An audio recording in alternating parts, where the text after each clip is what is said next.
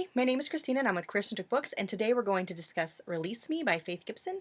This is book 2 of the Music Within series, and this involves Cade Anderson, who's the drummer of Seven's Mistress, and Malcolm Wilson, Mr. Mal. I'm going to say that you can read this as a standalone. I'm not going to highly recommend that you read it as a standalone.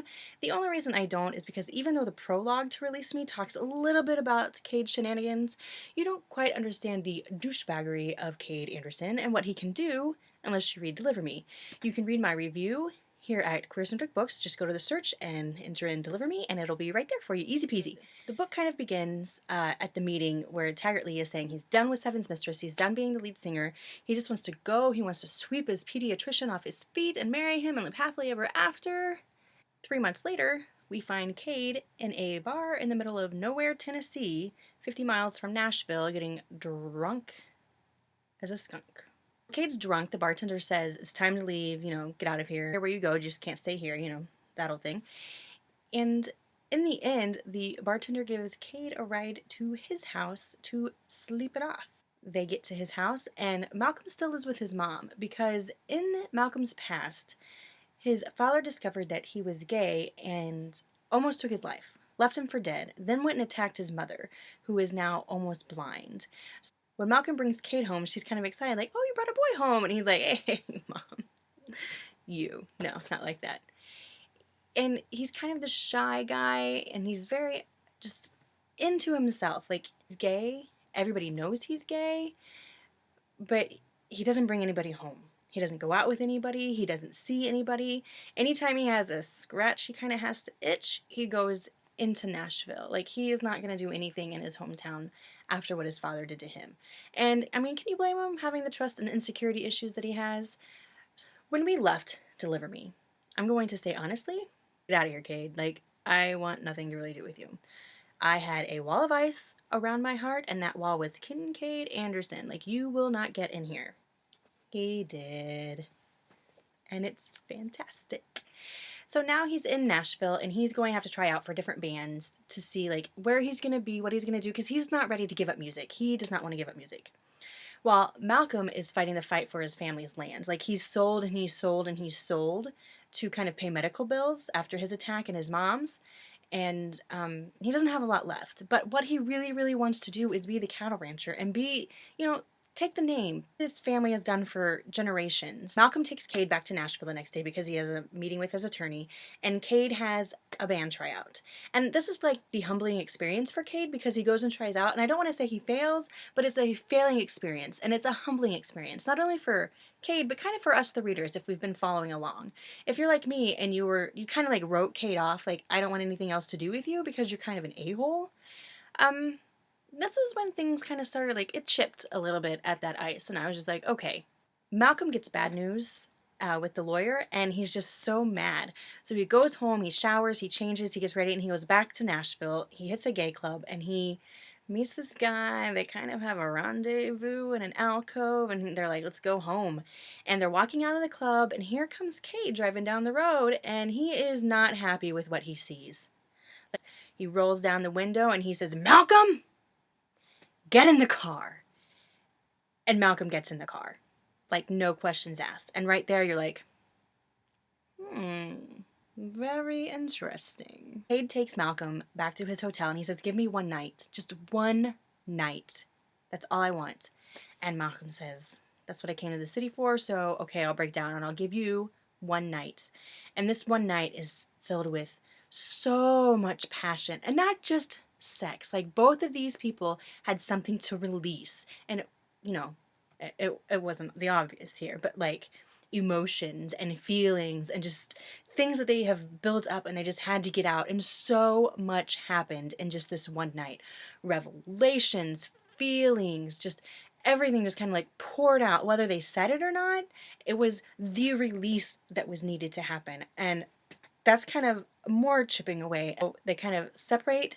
They go their own ways, but neither can get the other out of their head. And I just kind of, moment on, it's just kind of a whirlwind, Here's Malcolm, this country boy. Here's where he's lived. He doesn't trust anybody, really. He doesn't have any friends.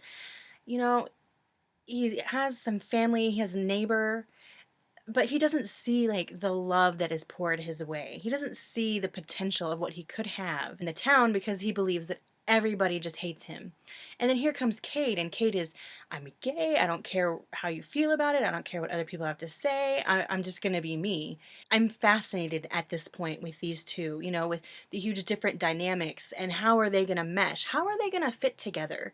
You know, you have this horrible past, and you have Cade's I'm so in love with Tag, and then is he really so in love with Tag? I mean, Malcolm kind of came in like, bam! Who's Tag? So Cade finds out that Malcolm's farm is kind of failing. He wants to help. But one of the big issues between Cade and Malcolm is Cade has money. Cade was born into money, and obviously he earned a lot of money by being a rock star. And so Malcolm has nothing, and he just, you know, he can't take the charity. He doesn't feel like he deserves it. And that breaks my heart. I mean, the tragic in his past and him just feeling like he's an unworthy human being just kind of like slayed me. Like, we have this going on. We have Cade who's finally, you know, joined a band. He's going to go on tour, and they're just kind of finally meshing well. And then, oh my God, Malcolm's dad is going to come out of jail. And there's been threats that he is going to finish what he started. And Cade says, I don't frackin' think so. And so we have the angst of the dad, we have the angst of Cade and his money, and I'm going to protect you no matter what, but I'm going to be on tour. And we're going to bring in this, and we're going to bring in that, and we're going to have all this going on. Malcolm is just like, I can't handle this. I can't handle this. I mean, Faith Gibson does such a good job writing her books and telling a story and communicating the feelings and what people are doing. And I love that the stories are both main characters' points of view, so I love that. But I'm going to kind of let you in on a little secret. I liked Release Me more than I liked Deliver Me. Don't tell the boys, okay? Because they know that I love them, and I don't want their feelings to get hurt. But Release Me by Faith Gibson is, like I said, well written, well choreographed, well put together. The whole story, I mean, I was never once bored or put off.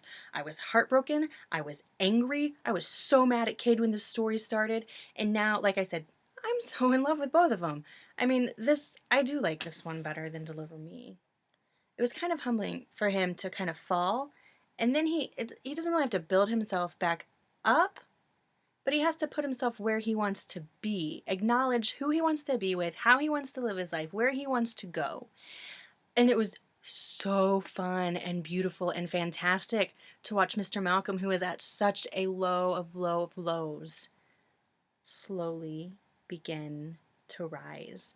Release Me had some very good breathtaking moments, some very big heartbreaking moments, and some very big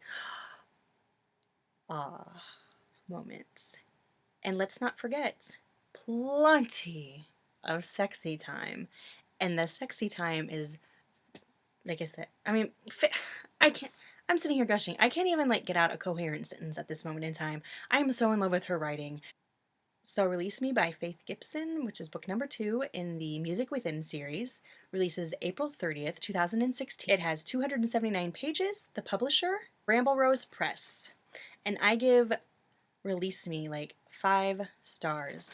And I wish I could give more because, like I said, I love it. Oh, Deliver Me was fantastic, but Release Me is just on a whole another level of just brilliant writing. Thank you for such a wonderful story, Faith. Bye.